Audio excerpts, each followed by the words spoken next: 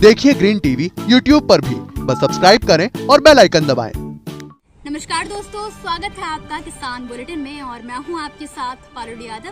खेती किसानी और ग्रामीण भारत की छोटी बड़ी अपडेट्स और बड़ी हेडलाइंस पर आज जरूर नजर डालेंगे, लेकिन उससे पहले मैं हमारे सभी दर्शकों को ग्रीन टीवी और ग्रामीण न्यूज की तरफ से स्वतंत्रता दिवस की 75वीं सालगिरह की ढेर सारी बधाइयां देना चाहूंगी। तो चलिए अब जल्दी से नजर डालते हैं आज की बड़ी हेडलाइंस पर।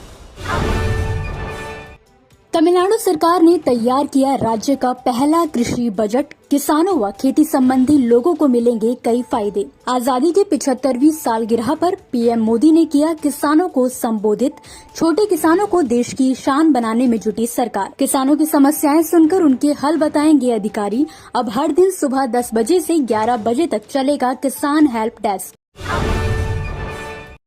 दोस्तों, भारत एक कृषि प्रधान देश है, ये बात तो सभी जानते हैं, लेकिन अब धीरे धीरे कृषि को विशेष दर्जा और एक अलग पहचान दिलाने के लिए भारत सरकार अपनी पूरी कोशिशों में जुटी हुई है।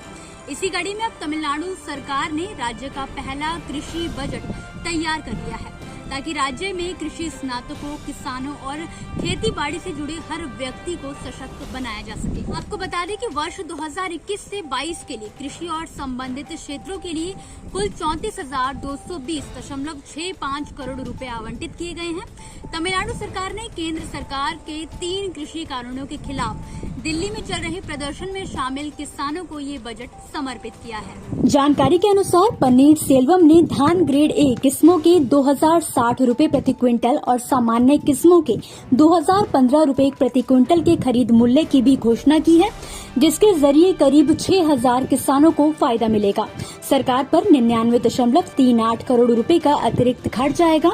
दरअसल तमिलनाडु के मुख्यमंत्री एम.के. स्टालिन ने घोषणा की थी कि इस बार राज्य सरकार कृषि के लिए अलग से बजट पेश करेगी। राज्य सरकार द्वारा कृषि बजट में तिरुचिरापल्ली नागापट्टिनम की एग्रो इंडस्ट्रियल कॉरिडोर के रूप में विकसित करना, इंटीग्रेटेड तरीका अपनाकर 25,000 हेक्टेयर में लंबी स्टेपल कपास की खेती करना, युवा पीढ़ी को कृषि की महिमा दिखाने के लिए चेन्नई में राज्य स्तर पर एक कृषि संग्रहालय की स्थापना करना, खेत से घर मोबाइल की दुकानों के माध्यम से खेत की ताजी सब्जियों और फलों की बिक्री करना, इरोड जिले में हल्दी अनुसंधान केंद्र की स्थापना आदि काम शामिल किए गए हैं।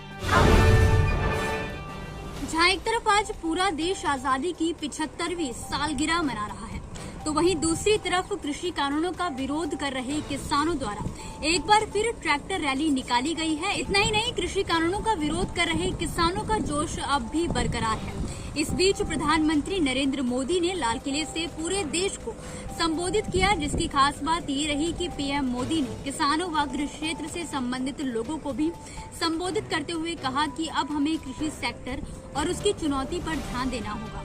हमें छोटे किसानों को देश की शान बनाना है। उन्होंने छोटे किसानों को देश की शान बनाने की भी बात कही। प्रधानमंत्री नरेंद्र मोदी ने कहा कि उनका सपना है देश के छोटे किसान भारत की शान बने और केंद्र सरकार इसे ही ध्यान में रखकर कृषि सुधारों की दिशा में कदम बढ़ा रही है।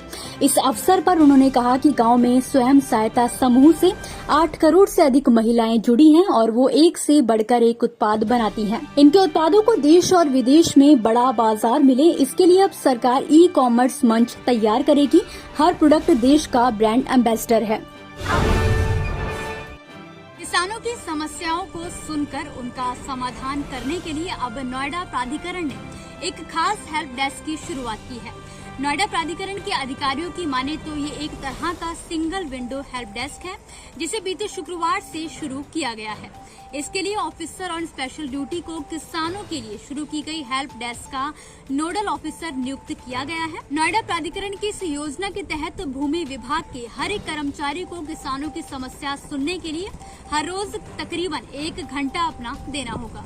हेल्प डेस्क के बारे में अधिक जानकारी देते हुए अधिकारियों ने बताया कि हमने किसानों की समस्याओं का समाधान करने के लिए एक निर्धारित समय तय किया है। उस समय सीमा के अंदर ही किसानों की शिकायतों का निपटारा किया जाएगा। किसान अपनी समस्या और शिकायतों को सिर्फ भूमि विभाग में ही दर्ज कराएंगे।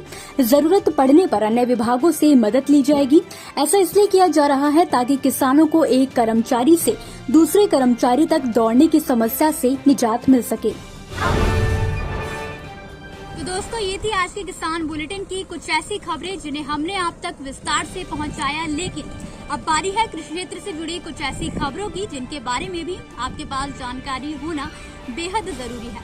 तो चलिए जल्दी से एक नजर डालते हैं खेती, किसानी और ग्रामीण भारत की छोटी बड़ी अपडेट्स पर। 1 अक्टूबर से पश्चिमी उत्तर प्रदेश में, जबकि 1 नवंबर से पूर्वी उत्तर प्रदेश में किसानों की धान की सरकारी खरीद शुरू हो जाएगी, जिसके लिए उत्तर प्रदेश सरकार द्वारा पहले से ही वर्ष 2021 से 22 के लिए धान का न्यूनतम समर्थन मूल्य निर्धारित किया जा चुका है। बता दें कि इस बार कॉमन धान का समर्थन मूल्य 1940 रुपए प्रति क्विंटल और ग्रेड ए धान का समर्थन मूल्य 1960 रुपए प्रति क्विंटल निर्धारित किया गया है, लेकिन इसके लिए किसानों को पहले से ही ऑनलाइन पंजीकरण कराना अनिवार्य है। पंजीकरण के बारे में अधिक जानकारी के लिए किसान भाई चाहे तो यूपी सरकार की आधिकारिक वेबसाइट पर जाकर पता कर सकते हैं। केरल का अल्लापुझ हाल ही में एक किसान की वजह से काफी सुर्खियां बटोर रहा है। दरअसल अल्लापुझ के रहने वाले किसान सुजीत ने बैकवाटर की पारिस्थितिकी के लिए खतरनाक मानी जाने वाली जलकुंभियों की मदद से तैरते बगीचे तैयार कर दिए हैं, जिसके जरिए अब वो गेंदे की फूल की खेती भी कर रहे हैं। दरअसल इन दिनों केरल में तेजी से फैल रही जलकुंभियां किसानों, नौका विहारों समेत नदियों के लिए जहर बन चुकी है, जिनका निपटारा करने के लिए सुजीत ने एक अलग ही समाधान ढूंढ निकाला। इस समाधान के लिए उन्होंने वेम्बनाड झील में जलकुंभियों से तैरते हुए बैट्स तैयार किए।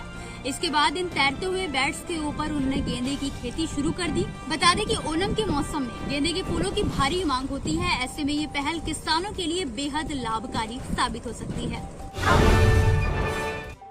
आमतौर पर बाजारों में फल विक्रेता फलों को कई दिनों तक ताजा रखने के लिए उन पर संरक्षण रोल या फिर मोम के परिरक्षक की गई परतें चढ़ाते हैं, जो कि लोगों के स्वास्थ्य पर काफी असर डाल सकती है। इस समस्या से समाधान पाने के लिए हाल ही में भारतीय वैज्ञानिकों ने एक ऐसे कागज को विकसित किया है जो फलों के तोड़े जाने के बाद भी उनके शेल्फ जीवन को बढ़ाने में मदद करेगा।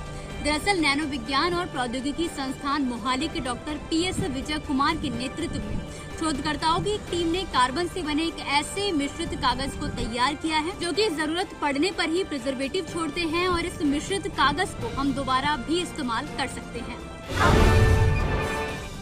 तो दोस्तों, आज के किसान बुलेटिन की बड़ी खबरों में फिलहाल के लिए बस इतना ही। आप मुझे दीजिए इजाजत, कल फिर हाजिर होंगे कुछ नई और बड़ी खबरों के साथ। तब तक के लिए आप देखते रहिए ग्रीन टीवी। घर पर रहिए, स्वस्थ रहिए, अपना और अपनों का ख्याल रखिए।